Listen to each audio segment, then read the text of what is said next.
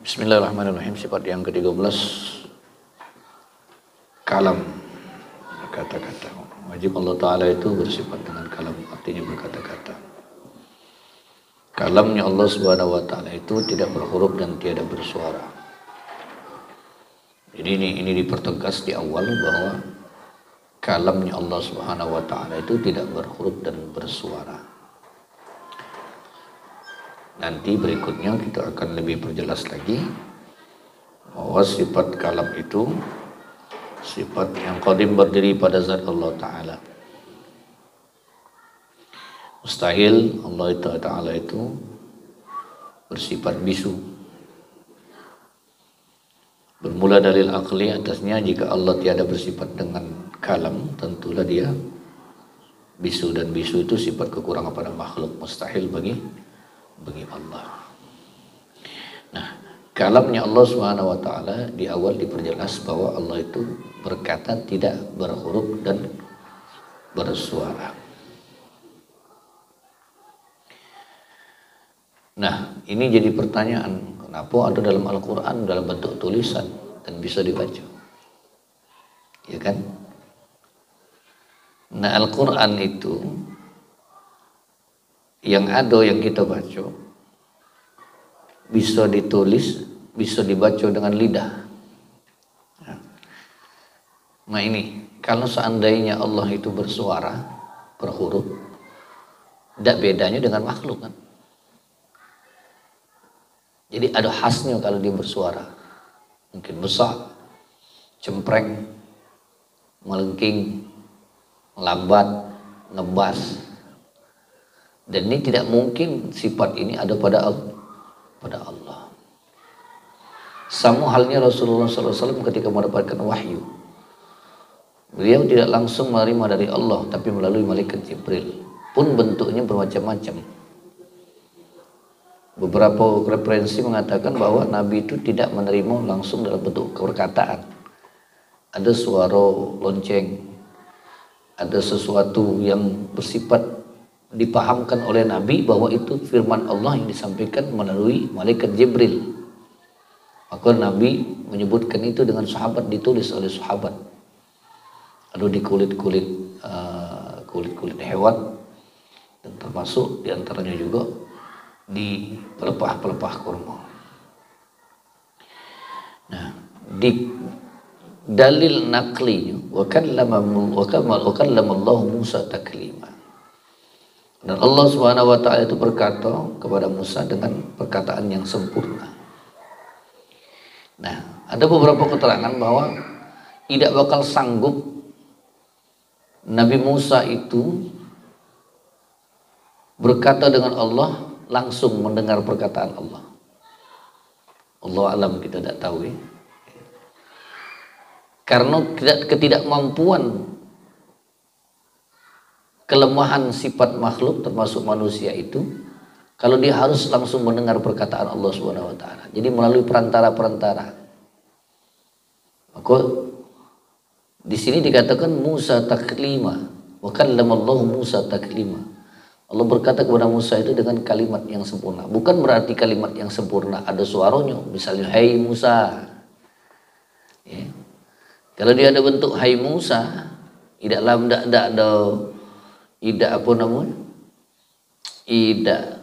jauh dari berbeda dengan makhluk. Ngajak kamu kan dengar suara aku, ada khasnya kan, serak-serak becek misalnya, lagi ceramah misalnya kan, ada ngebas-ngebasnya, kadang cempreng, tergantung suasana. Kita dengar suara lewat sosial media atau lewat di masjid misalnya, di sana dengar itu suara Amrul, karena ada getaran suara di dalam itu, dan itu disaring oleh telinga kita langsung ke otak, dicireni usianu yang ngomong itu. Nah, kalau Allah Subhanahu wa Ta'ala dalam bentuk suara dan huruf perkataannya, maka ini pasti mustahil bagi Allah Subhanahu wa Ta'ala. Ini dipertegas maka di awal tadi bahwa Allah Subhanahu wa Ta'ala itu perkataannya tidak dalam bentuk huruf dan tidak bersuara. Nah, dengan kuasanya Allah Allah berikan kemampuan para nabi dan rasul, termasuk Nabi Muhammad SAW dan termasuk Nabi Musa, untuk bisa mengerti perkataan Allah Subhanahu wa taala. Kalamnya Allah itu dia bisa mengerti. Ya. Itu kuasa Allah. Iya kan? Rasulullah bisa menerima wahyu itu dan bisa mengerti berupa perkataan yang ujung-ujungnya nanti sifat makhluk itu dia tidak bakal bisa menerima perkataan kecuali di antara mereka dalam bentuk huruf dan suara. Maka Allah berikan kekuasaan, memberikan oleh Allah Subhanahu wa taala kemampuan kepada para nabi dan rasul termasuk Rasulullah untuk bisa memaknakan kalam Allah itu dan bisa dipahami oleh umat Nabi Muhammad SAW. Maka bisa ditulis dan dalam bentuk huruf. Quran yang kita baca ada tulisan dan bisa disuarakan dalam bentuk kalimat. Memang agak belibet, agak beribet, agak muter-muter bahasannya ini kan.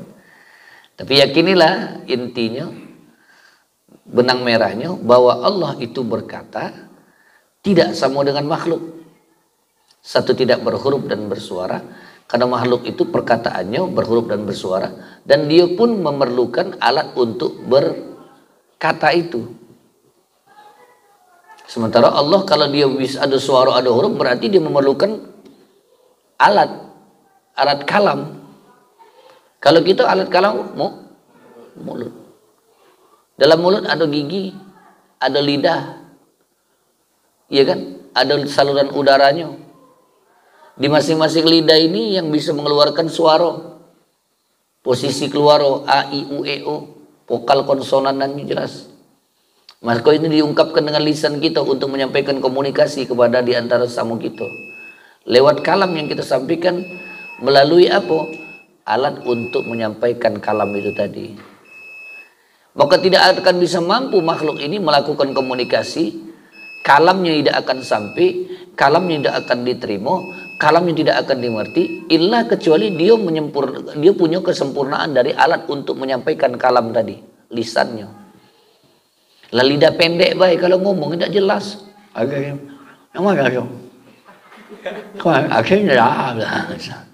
Tidak sempurna.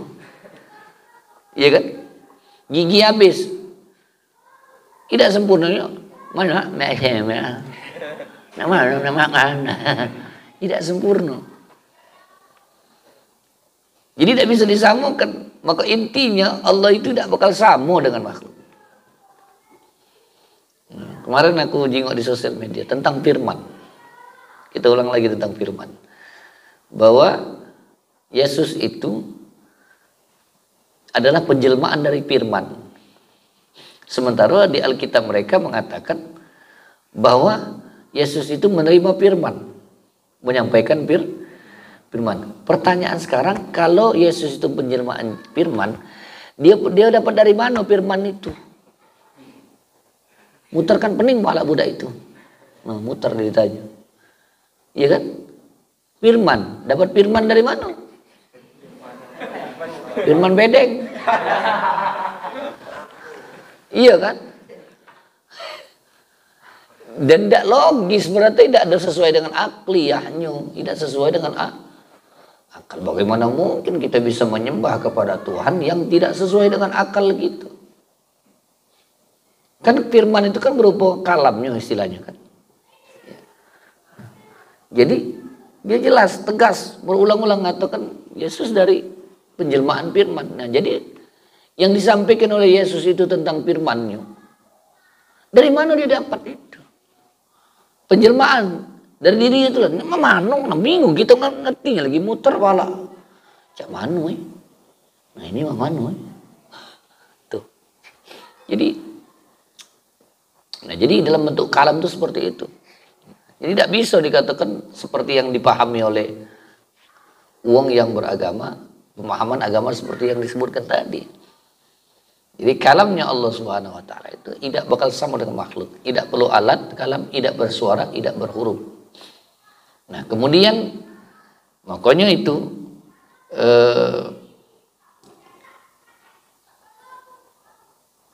adalah mafhumnya bersamaan dengan kalam yang qadim itu.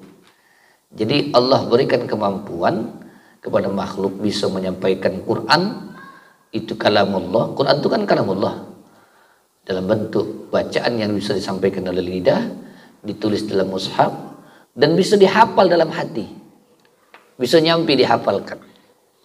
Ya, itu mafhumnya bersamaan dengan kalamnya, sifat kalamnya Allah yang qadim, berdiri pada zat Allah. Bukan berarti misalnya bentuknya ada kalimat, ada suara gitu, ya ayyuhalladzina amanu, tidak itu Nabi dengar. Ini berarti ada suara kan? Iya kan? Dan bisa kaget, bisa apa? Dipungkiri itu. Bisa suara itu dari siapa kaget? Di belakang gunung kaget. Ya, dari belakang gunung bisa kan? Sama cak gitu, malam-malam jalan dewe-dewe ada kiki. Iya. Ya, itu kemungkinannya aman dadak kuntilanak, pocong, atau wong nakut-nakut gitu. Iya kan? Iya kan? Nah, jalan ngacir lah kita situ. Padahal wong ngolah ke kita. Iya kan? Berarti ada sumber suaranya. Sumber suaranya apa? Itu tadi. Lah kalau bentuknya suara, kalam yang disampaikan oleh Allah kepada hambanya, para nabi dan rasul, di sini disebutkan Nabi Musa termasuk Rasulullah. Berarti ada sumber suaranya. Ada kesamaan suaranya. Ngecek itu. Muih. Sama suara. Nah, cak kamu nah, coba Rio ngomong A. Sama kan? Iya kan? Ada kesamaan, berarti sama-sama manusia. Kucing, meong. Meong, kate kucing, meong, ketawa kucing. Nah, itu. Tuh. Hati. Iya kan? Burung, suara tweet, suara burung. Cara pemahamannya.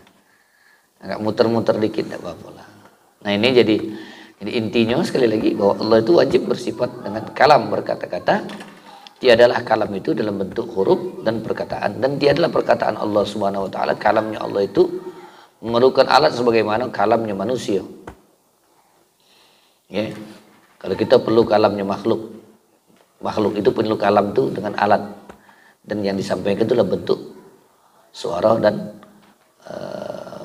dalam bentuk suara dan huruf, dan bisa ditulis, bisa diungkapkan, bisa dibicarakan, bisa disampaikan. Wakallama Allah Musa taklima. Makanya Musa itu disebut kalamullah karena dia bisa langsung komunikasi dengan Allah. Itu mukjizat yang dimiliki oleh Nabi Musa. Bukan berarti ngobrol cak gitu sambil ngopi. Nah, jangan dibayangkan tuh, jangan beriktikad seperti itu. Kalau kita kan ngobrolnya sambil ngopi, sambil cerita, tidak main, tidak bentuknya kuasanya Allah Subhanahu. Kalau kita nyamuk itu berarti kelemahan. Kalau kita memikirkan beriktikad kepada itu bahwa Allah itu berarti lemah, jauh akidah kita sarah rusak. Ya. Zaman ini kan banyak orang main-main akidah, main-mainkan akidah.